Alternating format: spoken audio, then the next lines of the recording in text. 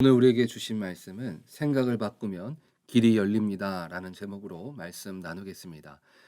예레미야는 계속해서 선택받은 이스라엘 백성들이 죄로 인한 심판에 대해서 예언하고 있습니다. 그 심판 속에서 예레미야는 우리가 잊고 살았던 하나님의 절대 주권에 대해서도 같이 이야기하고 있습니다.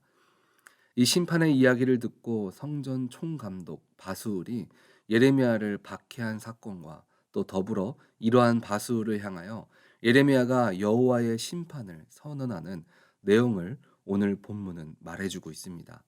1절에 임멜의 아들 제사장 바수울은 여호와의 성전의 총감독이라 그가 예레미야의 이 일 예언함을 들은지라. 성경에 바수울이라는 이름을 가진 인물은 총 3명이 등장합니다. 뒷부분을 보면 하나님께서 바수울의 연약함을 통해서 이름을 바꾸시는 것을 볼 수 있습니다. 원래 이 바수울이란 이름의 뜻은 자유, 또 자유케 하다라는 의미를 갖고 있습니다. 그의 직분은 총감독이었습니다. 그는 무리의 으뜸이 되는 사람으로 대제사장 다음의 권력을 가진 사람입니다. 수장으로 성전에서 하나님의 심판을 선포하는 예레미야의 예언에 대해서 시급하게 조치를 취해야 하는 그런 입장에 있는 사람입니다. 예레미야의 예언을 선포했을 때 그의 행동은 무엇이었습니까? 2절을 보면 이에 바수울이 선지자 예레미야를 때리고 여호와의 성전에 있는 베냐민 문 위층에 목에 씌우는 나무 고랑으로 채워두었더니 하나님의 말씀을 듣고 그는 즉각적인 행동을 했습니다. 그러나 그 모습은 하나님의 경고를 인정하는 것이 아니라 성전에 있는 높은 사람들의 기득권을 지키기 위해 진리보다 자신의 이익을 위한 행동을 취했습니다. 예레미야는 주님께 순종한 삶에 고난을 당하였지만 하나님께서 주신 메시지를 하나도 빠짐없이 전하였습니다. 3절에 다음 날 바술이 예레미야를 목에 씌우는 나무 고랑에서 풀어주매 예레미야가 그에게 이르되 여호와께서 내 이름을 바술이라 아니하시고 마골 밑사빔이라 하시느니라. 바술이라는 이름은 자유, 자유케 하다라는 의미가 있다고 말씀드렸습니다. 그렇다면 마골 밑사빔이라는 뜻은 사방으로부터 공포라는 이름으로 바뀌면서 저주를 당하게 됐습니다. 이전에 그의 이름은 주변의 비옥함이라는 뜻을 가졌지만 지금 사방의 공포가 밀려오는 비참한 상황에 떨어지게 될 것임을 전달하는 의미로 바뀌었습니다.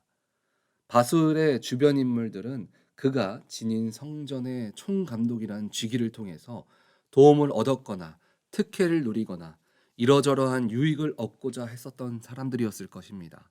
그리고 선지자 예레미야를 때리고 감금하는 바수울의 행위에 주변 사람들 또한 동조했을 것입니다. 왜냐하면 바수울의 주변 사람들에게 그는 샘물과 같은 존재였기 때문입니다. 그러나 이제는 그의 잘못으로 모든 사람들을 공포로 빠뜨리는 저주의 근원이 되었습니다. 저는 군대 생활을 마치고 목회자의 길을 걷는 것을 그만두려 했습니다. 모태신앙으로 주님과 일대일 관계없이 오랜 교회 생활로 익숙해진 생활에 이 길이 맞다 착각하며 살아왔었습니다. 왜냐하면 모든 생활이나 인간관계가 교회 안에 있었기 때문에 주님과 만남 없는 신앙생활을 할 수 있었기 때문입니다. 그런데 군대를 가니까 나 이외에 아무도 믿는 사람이 없었습니다. 처음 만난 소대장은 자기 부모는 목회자에게 사기를 당해서 예수 믿는 사람은 안 믿는다고 이야기했습니다. 그것을 시작으로 만나는 사람마다 교회를 부정적으로 생각하는 사람들 뿐이었습니다. 그렇게 시간이 지나고 세상의 관점으로 모든 것을 생각하고 행동하고 판단하는 그 속에서 나도 모르게 내 자신이 바뀌어져 가고 있었습니다. 그래서 전역을 하는데 결론은 예수님은 없다였습니다. 믿음이 없는 내가 목회자의 길을 가는 것은 옳지 않다는 생각을 해서 그만두기로 결심을 했습니다. 그래도 기본적인 신앙은 있어서 그런지 잘못된 나 하나 때문에 모든 사람들을 잘못된 길로 인도하는 것이 너무나 큰 죄를 짓는 것이라는 생각 때문에 그렇게 결정했습니다.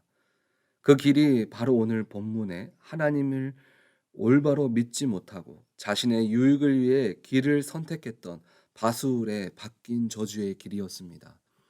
4절에 여호와께서 이와 같이 말씀하시되 보라 내가 너로 너와 내 모든 친구들에게 두려움이 되게 하리니 그들이 그들의 원수들의 칼에 엎드려질 것이요 내 눈은 그것을 볼 것이며 내가 온 유다를 바벨론 왕의 손에 넘기리니 그가 그들을 사로잡아 바벨론으로 옮겨 칼로 죽이리라. 그래서 우리는 리더자를 위해서 기도해야 합니다. 담임 목사님과 또 우리 교회 당회 위원장님들 그리고 사역자들과 구역장들을 위해서 기도해야 합니다. 주님의 은혜가 있는 리더자들의 인도는 그것을 따르는 모든 성도와 구역원들에게 영향을 줍니다. 예수 그리스도가 머리 되신 교회를 그리고 가정을 끌어가는 부모에게 자신의 생각이 옳은 대로 끌고 가는 것이 아니라 주님이 주신 지혜와 은혜를 통하여 하나님이 세워주시는 인생을 걸어가야 합니다. 한 명의 잘못으로 인해서 주변 사람들까지 모두 고난의 길을 걸어갈 수밖에 없는 모습을 오늘 보았습니다. 그렇다면 오늘 본문을 통해서 우리가 주님의 자녀로 승리하는 길을 걸어갈 수 있는 방법은 무엇일까요?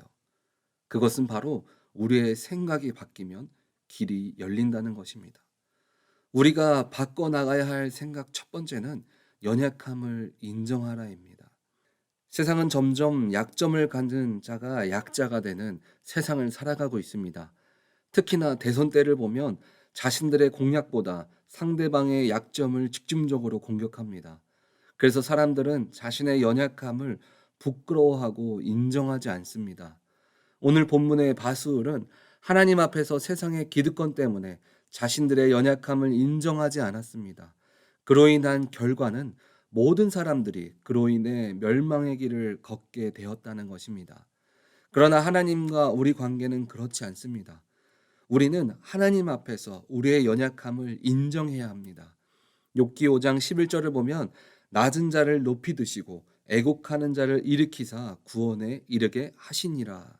만약 오늘 바술이 자신의 죄를 인정했다면 그의 인생은 바뀌었을 것입니다. 우리는 어려움 가운데 이건 이래서 안 되고 저건 저래서 안 된다고 신세한탄만 합니다. 그러나 오늘 우리는 그 생각을 바꿔야 합니다. 내가 못하기 때문에 주님이 일하시는 것입니다. 내가 못하기 때문에 주님을 구할 수 있는 것입니다. 우리가 바꿔야 할 생각 두 번째는 안 될 것이라는 생각을 버려야 합니다. 주님을 믿는다고 하면서 정작 문제 앞에서 하나님의 일하심을 인정하지 않는 경우가 있습니다. 바술은 오늘 심판을 선포하는 예레미야를 때리고 감금한 이유는 무엇이었을까요?